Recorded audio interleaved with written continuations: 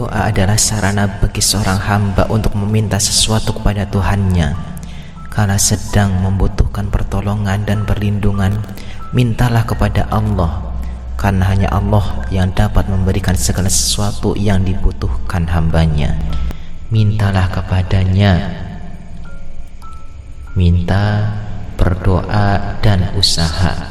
Apabila kamu membutuhkan sesuatu, hanya saja berusaha tanpa dengan berdoa, berarti kamu adalah orang yang sombong. Tapi kamu ketika ketika membutuhkan sesuatu, kamu hanya berdoa, enggan untuk berusaha, maka kamu adalah orang yang tolol. Iya, karena seharusnya doa dan usaha itu harus berjalan sejajar, tidak boleh ditinggalkan. Itu adalah satu kesatuan yang tidak bisa dipisahkan. Doa dan usaha harus berjalan bersama-sama. Dan mintalah kepada Allah. Allah Maha Pemurah lagi Maha Penyayang. Maka janganlah ragu untuk memohon kepadanya. Setiap saat Allah itu selalu ada dan siap mendengarkan permohonan hamba-hambanya. Karena Allah ini tidak pernah tidur, tidak pernah lengah seperti kita. Allah ini amat beda dengan makhluknya. Mukhalafatul lil hawadis. Allah itu beda dengan kita. Allah tidak pernah tidur. Makanya kapanpun kamu berdoa, Allah selalu mendengarnya. Dan Allah selalu mendengar hambanya kapanpun, meskipun hamba itu berdoa dengan suara lirih, dengan suara keras, atau bahkan berdoa hanya melewat hati saja. Allah sudah tahu, karena Allah itu maha mendengar apapun itu. Bisik-bisikmu Allah dengar dan Allah rindukan. Maka berdoalah kepada Allah.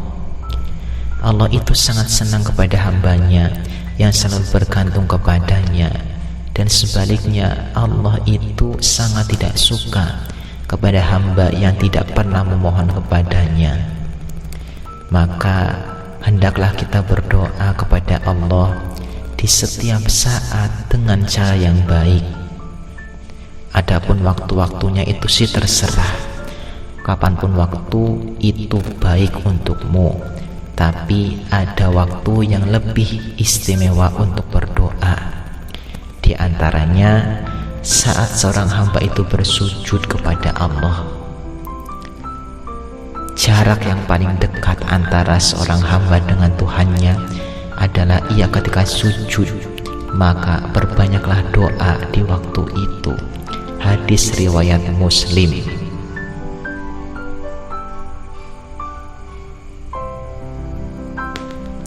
Berdoalah, maka Allah itu meminta kita, maka Allah itu menyuruh kita untuk bersolat, untuk bersembahyang, untuk sholat kepada Allah. Karena di waktu sujud itu ada masa di mana hamba dan Tuhannya sangat dekat sekali. Maka manfaatkan itu, sujud, sholatlah yang benar-benar sholat.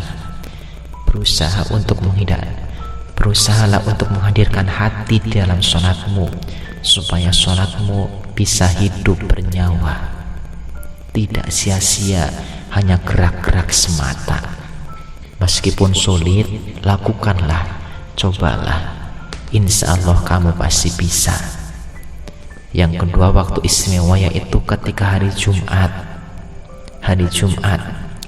Ada hadis bahwasanya Rasulullah itu pernah menyebut hari Jumat, lalu bersabda, pada hari Jumat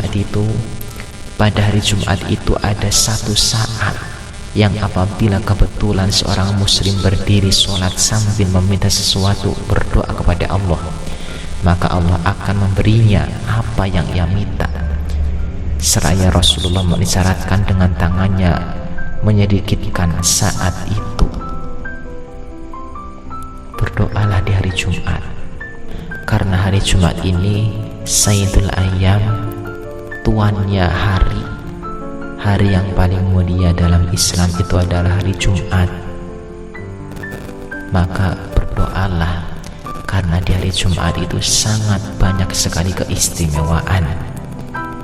Berdoalah, meminta kepada Allah apa yang kamu butuhkan. Mintalah semuanya, gak apa-apa. Jangan pernah malu untuk meminta. Lalu waktu-waktu yang istimewa yang ketiga, yaitu adalah sepertiga malam. Rasulullah itu pernah bersabda, pada tiap malam Allah turun ke langit dunia ketika tersisa sepertiga malam yang terakhir, dan Allah berfirman, barang siapa yang berdoa kepadaku pasti akan aku kabulkan, dan siapa yang memohon kepadaku pasti akan kuberi, dan siapa yang memohon ampun kepadaku pasti akan kuampuni. Hadis riwayat Malik, Bukhari, Muslim, Tirmizi, dan yang lainnya. Berdoalah di sepertiga malam. Sepertiga malam ini waktu yang sangat indah sekali untuk berdoa. Di ada tasbih 33 kali, ada istighfar, ada tahmid, ada Allahu Akbar, ada la ilaha illallahnya juga. Terserah mau seperti itu atau yang lainnya, gak apa-apa. Yang penting kamu wiridan lalu berdoa setelah itu. Insya Allah apabila kamu rajin, tekun, benar-benar giat dalam berdoa, tidak lama insya Allah doamu akan terkabulkan. Doamu yang berguna, doamu yang benar-benar berdoa, sungguh-sungguh dalam berdoa. Jangan seperti orang main-main, karena Allah juga sama seperti kita, ternyata Ia tidak suka dipermainkan. Ya, jangan mempermainkan Allah, karena Allah tidak suka dipermainkan. Dan apabila Allah itu sudah tidak suka kepadamu, maka jangan harap kamu untuk mendapatkan cintanya. Ketika kamu tidak mendapatkan cintanya, jangan harap kamu akan mendapatkan bahagia, karena bahagia ini adalah wujud beberapa butir kecil, beberapa secuil daripada cintanya Allah kepada hamba. Maka dari itu, gapailah cinta Allah dengan cara yang kamu bisa. Dan jangan pernah mengeluh, aku tidak bisa membuat Allah jatuh cinta, aku ini pendosa. Kata siapa pendosa tidak bisa membuat Allah jatuh cinta? Pendosa ini sangat bisa membuat Allah jatuh cinta dengan cara ia mau bertaubat dan meminta ampun kepada Allah Ta'ala. Itu Allah sangat mencintai orang-orang bertaubat. Lalu saat wukuf pada hari Arafah tanggal 9 Dzulhijjah, Rasulullah itu bersabda, sebaik-baik doa adalah doa pada hari Arafah. Ya, hadis riwayat Tirmizi.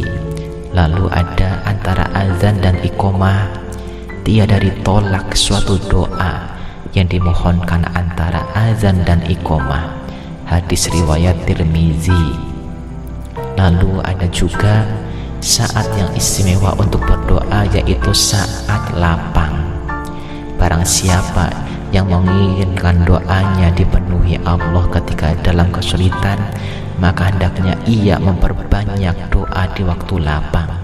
Hadis riwayat Tirmizi dan Hakim. Ketika kamu dalam keadaan lapang, ya jadi ketika kamu dalam keadaan lapang, maka kamu itu harus banyak berdoa. Ya, perlu digarisbawahi bahwa berdoa harus kamu lakukan dalam keadaan apapun, dalam keadaan lapang, dalam keadaan sempit, dalam keadaan susah, dalam keadaan senang. Itu sama-sama harus berdoa. Ketika kamu berdoa dalam keadaan lapang, insya Allah doamu akan segera dikabulkan. Ketika kamu mendapati keadaan yang sempit, sempitmu akan sebentar, sempitmu akan segera akan mendapatkan solusi berkat doamu di waktu lapang. Dan ketika kamu dalam keadaan sempit, kamu juga harus berdoa. Ya, kamu juga harus berdoa supaya kamu diberikan kelapangan dada. sabar. Begitu, harus berdoa dimanapun, kapanpun.